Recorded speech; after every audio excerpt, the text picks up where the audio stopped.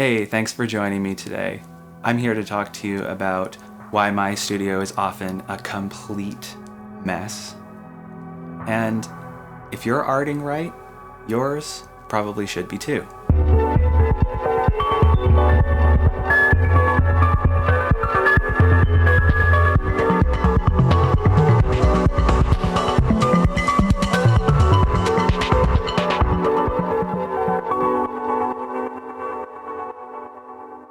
With today's social media and all the scrolling that we do as musicians, inevitably we see over and over extremely pristine spaces, almost television studio quality. So much of everything is in the perfect spot. There is no dust, there is no clutter, there are no partially finished experiments going on.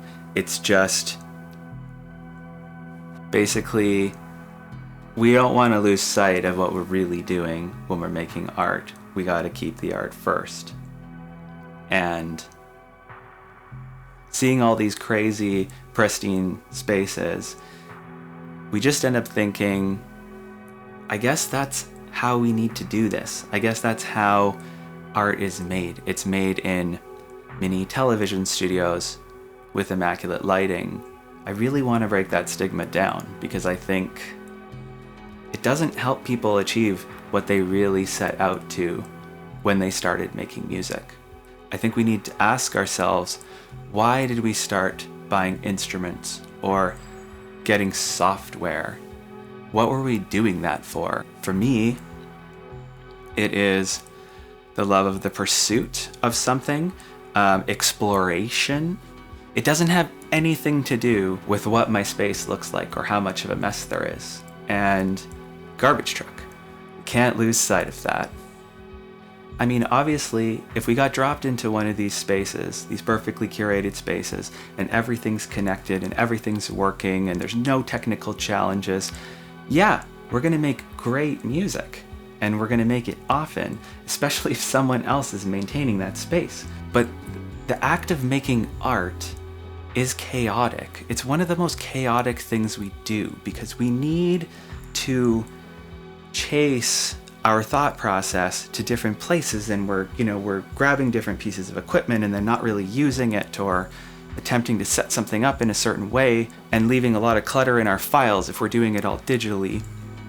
But that really doesn't matter. I would argue that this is the only way. I mean, we wouldn't look at a painter's studio and there'd be paint everywhere and everything's modeled and worn, and we would just be like, that's what it is. That's what it needs to be, and that's what it's supposed to be. I think we need to see whether social media and the way we're seeing people work is affecting our ability to make what we want to make in such a way that's really detrimental.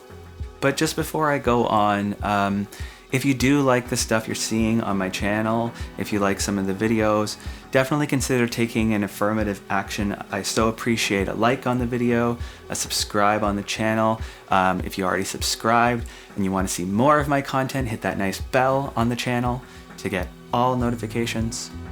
But that's enough about that. As I stand here in this weird corner of the hallway of my basement with laundry hanging behind me and some instruments and clutter, I'm here to tell you life is busy, life is chaotic, life is a mess.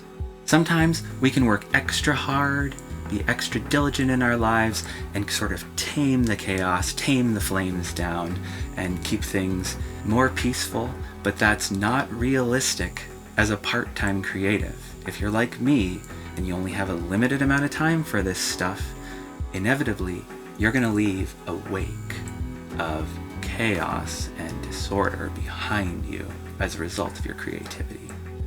You need to be mentally prepared for that.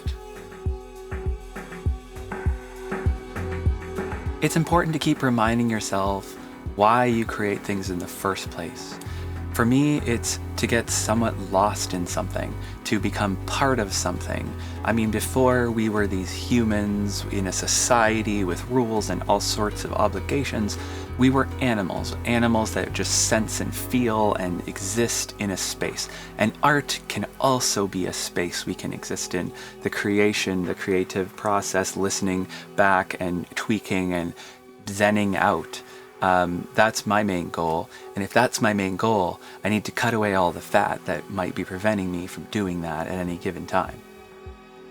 Letting go of guilt around things we haven't done is super important to decluttering our minds to be able to move forward. For example, pieces of equipment we haven't found the time to put up for sale, maybe we haven't used in months or even years, maybe we'll come back around to them. Inevitably, we will finish these processes. We'll either sell this piece of equipment at some future point, maybe someone will sell it in an estate sale when we're gone. I mean, it doesn't really matter, does it? What matters is we live the life we want to live right now.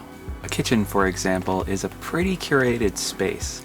If we don't keep it clean, can't really use it very efficiently, and it also becomes dangerous to our health. But the thing is, not all spaces are like that, and we need to recognize that creative spaces do not need to be curated in that way. Curating the creative space is actually almost the antithesis of the energy that you want in that space. The same goes for ideas. I mean, even if we just talk about like art concepts, we go down a path and we feel it has a lot of promise, and we think we know where we want it to go, and then it kind of fizzles out. There's no way to make it whole so that others will ever understand what we're doing. Well, we need to let go of those things. I mean, this is just inevitably one day going to be in the dustbin of our minds anyway. We lose our cognition or we die. So it's not serving us. It's not helping us to have this baggage. It's all intangible. Maybe it's files in a computer. It could be... Anyway, you get my point. Why do we need to discard this stuff?